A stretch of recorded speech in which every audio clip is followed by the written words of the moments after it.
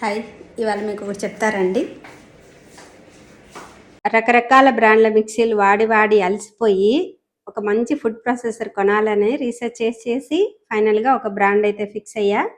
అది ఇదే అనమాట. 80స్లో పుట్టిన వాళ్ళకి ఉషా ఫ్యాన్లన్నా సూయింగ్ మిషన్లన్నా ఒక స్పెషల్ లవ్ ఉంటుంది. ఆ లవ్తోనే నేను ఈ బ్రాండ్ కొన్నాను. డెలివరీ అయ్యాక అన్బాక్సింగ్ చేసి వస్తే షాక్ అవుతాము. ఎన్ని అటాచ్మెంట్స్ ఉంటాయంటే అవన్నీ తెలుసుకోవడానికి మనకి 1 or 2 days అయితే ఖచ్చితంగా పడుతుంది.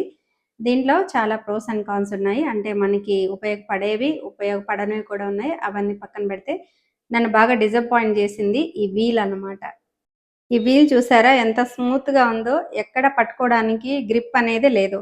ఆల్మోస్ట్ మనం కిచెన్‌లో వర్క్ చేసేటప్పుడు మన చేతులు ఎప్పుడు తడిగానే ఉంటాయి. ఆ తడి చేతులతో ఈ వీల్ తిప్పాలంటే అస్సలు వీలవ్వదు.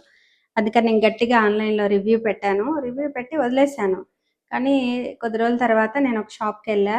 ఆ షాప్‌లో సేమ్ మోడలు అక్కడ చూసాను. అయితే అనుకోకుండా నా చూపు ఆ వీల్ మీదకెళ్ళింది. సర్ప్రైజ్ ఏంటంటే ఆ వీల్‌కి వాళ్ళు గ్రిప్ పెట్టారు. అప్పుడు అనుకున్నా నేను రివ్యూస్ అనేవి ఎంత బాగా పనిచేస్తాయనేది. ఇదే ఆ షాప్‌లో ఉన్న న్యూ మోడల్ విత్ గ్రిప్. మనం పెట్టే positive and negative reviews company వాళ్ళు ఖచ్చితంగా చదివి దాన్ని రెక్టిఫై చేసుకుంటారనేది నాకు అర్థమైంది. సో ఫ్యూచర్‌లో పెట్టే ఆర్డర్స్‌కి ఖచ్చితంగా రివ్యూ అయితే ఇవ్వండి.